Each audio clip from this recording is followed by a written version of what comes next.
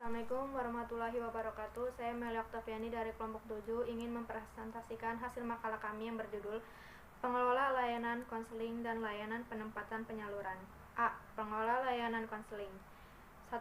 Persiapan untuk konseli. Persiapan atau motivasi merupakan suatu kondisi yang harus dipenuhi sebelum konseli mengadakan konseling. Kesiapan konseli untuk konseling ditentukan berbagai faktor. Yang pertama, motivasi untuk memperoleh bantuan. Yang kedua, pengetahuan konseli tentang konseling. Ketiga, kecakapan intelektual. Keempat, tingkat kesadaran terhadap masalah dan diri sendiri. Kelima, harapan terhadap peranan konselor. Yang keenam, sistem pertahanan diri. Yang ketujuh, fasilitas dan perlengkapan yang sesuai.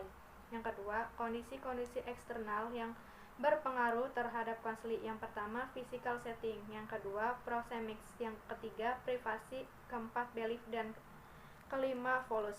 Yang ketiga, kondisi-kondisi internal yang mempengaruhi konseling, dan ada 4 kondisinya. Yang pertama itu keadaan hubungan yang menyenangkan antara konseli dan konselor, atau disebut juga hubungan saling percaya. Yang kedua, kekuatan untuk mengerti perasaan-perasaan orang lain tanpa merasakan sepenuhnya apa yang dirasakan orang lain. Yang ketiga, perasaan yang dialami dapat digunakan olehnya berguna untuk kesadarannya.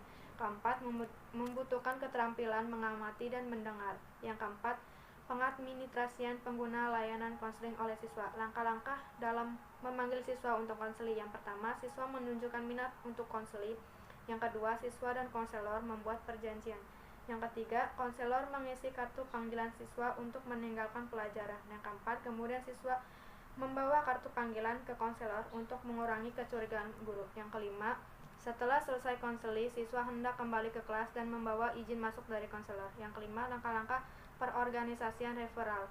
Untuk referral diperlukan waktu yang bervariasi untuk masing-masing siswa. Yang kedua, referral memerlukan pengertian dan beberapa informasi dari sumber referral. Ketiga, para guru, kepala sekolah, wali kelas harus mampu mengenali siswa yang bertingkah laku menyimpang. Keempat, pemaksaan pengiriman siswa kepada konselor. Yang kelima, konseling berhubungan dengan masalah-masalah yang memerlukan waktu dalam proses merumuskannya. Keenam, dasar-dasar etik bagi konselor dalam melaksanakan konseling. Yang pertama, tugas utama setiap anggota menghargai integritas konseling. Yang kedua, catatan dari hasil konseli harus dirahasiakan. Yang ketiga, konselor harus menjelaskan kepada konseling sifat hubungan yang sedang dibina. Yang keempat, konselor berhak untuk berkonsultasi dengan seseorang. Yang kelima, konselor hendak mengakhiri suatu hubungan konseling bila ia tidak dapat memberikan pertolongan. Yang B, pengertian layanan penempatan dan penyaluran. Layanan penempatan ialah layanan yang diberikan pada waktu siswa melewati masa peralihan antara situasi sekolah yang satu dengan situasi sekolah berikutnya. Perencanaan perorganisasian layanan penempatan. Yang pertama, prosedur penempatan kerja. Yang kedua, penempatan siswa ke sekolah sambungan. Yang ketiga, penempatan dalam kegiatan ekstrakurikuler. Yang C, tujuan layanan penempatan dan penyaluran. Yang A, tujuan umum adalah diperolehnya tempat yang sesuai bagi individu untuk mengembangkan potensi diri. Yang B, tujuan khusus adalah mengarahkan siswa untuk ke dalam penguasaan kompetensi yang sesuai dengan bakatnya. Secara khusus, tujuan layanan penempatan dan penyaluran adalah membantu siswa mencapai kematangan dalam mengembangkan penguasaan ilmu, dapat terhindar dari permasalahan, pengembangan diri, dan juga siswa akan mampu merancang masa depan secara realistis. Saya Vindra Mawijanisi. Di sini saya akan melanjutkan materi yang sebelumnya disampaikan oleh Meli Oktaviani. Materi selanjutnya yaitu fungsi layanan penempatan dan penyaluran. Fungsi yang pertama ada fungsi pemahaman, yaitu agar siswa memahami potensi dan kondisi dirinya sendiri serta kondisi lingkungannya. Yang kedua ada fungsi pencegahan, yaitu untuk mencegah semakin parahnya masalah hambatan dan kerugian yang dialami individu atau siswa, atau mencegah berlarut-larutnya masalah yang dialami individu. Yang ketiga ada fungsi pengentasan, yaitu untuk mengangkat individu dari kondisi yang tidak baik kepada kondisi yang lebih baik. Yang keempat ada fungsi pengembangan dan pemeliharaan, yaitu mengembangkan potensi-potensi individu dan memelihara hal-hal yang dapat menghambat dan merugikan perkembangannya. Selanjutnya ada bentuk-bentuk layanan penempatan dan penyaluran. Yang pertama, penempatan di dalam kelas, yaitu menempatkan siswa ke dalam kelas yang sesuai dengan dirinya. Bentuk penempatan dalam kelas dapat berupa menempatkan siswa dalam kelompok belajar, kelompok tugas, maupun dalam posisi tempat duduk. Yang kedua, ada kelompok belajar, yaitu bagaimana agar siswa yang kurang pintar juga dapat mengikuti proses belajar yang dengan baik. Selain itu, pembentukan kelompok belajar juga bertujuan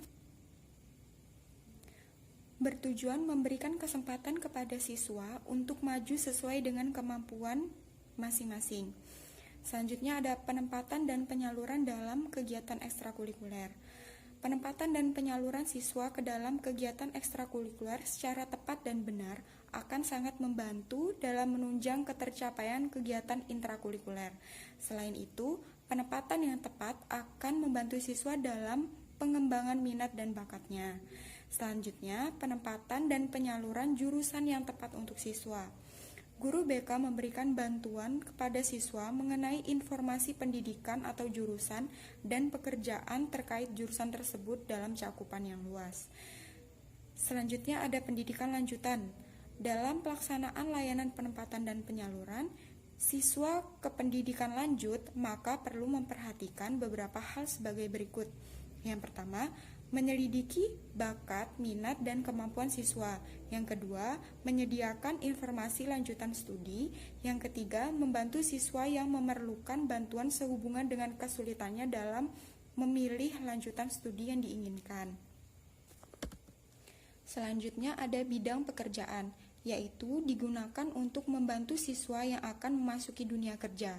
Konselor bertugas untuk memberikan informasi terkait lowongan pekerjaan, kriteria-kriteria penerimaan tenaga kerja yang diperlukan oleh siswa, dan mengkoordinasikan penempatan siswa ke dunia kerja yang dibutuhkan. Selanjutnya ada teknik layanan penempatan dan penyaluran. Yang pertama, mengkaji potensi dan kondisi dari subjek layanan atau siswa. Yang kedua, mengkaji kondisi lingkungan yang paling dekat dan mengacu pada permasalahan subjek layanan. Yang ketiga, mengkaji kesesuaian antara potensi dan kondisi diri siswa dengan kondisi lingkungannya, serta mengidentifikasi permasalahan yang secara dinamis berkembang pada diri siswa. Yang keempat, mengkaji kondisi dan prospek lingkungan lain yang mungkin ditempati. Yang kelima, menempatkan subjek ke lingkungan baru. Selanjutnya, pelaksanaan layanan penempatan dan penyaluran. Yang pertama ada tahap perencanaan, mencakup mengidentifikasi kondisi yang menunjukkan adanya permasalahan pada diri siswa tertentu. Yang kedua, menetapkan siswa yang akan menjadi sasaran layanan. Yang ketiga, menyiapkan prosedur, langkah-langkah, dan perangkat serta fasilitas layanan. Yang terakhir, menyiapkan kelengkapan administrasi. Selanjutnya, ada tahap pelaksanaan, mencakup melakukan analisis terhadap berbagai kondisi yang terkait dengan permasalahan siswa sesuai prosedur dan langkah-langkah yang telah ditetapkan. Selanjutnya, melaksanakan layanan penempatan dan penyaluran. Demikian materi yang dapat kami sampaikan. Kurang lebihnya kami mohon maaf. Kami akhiri. Wabillahi taufik wal hidayah. Wassalamualaikum warahmatullahi wabarakatuh.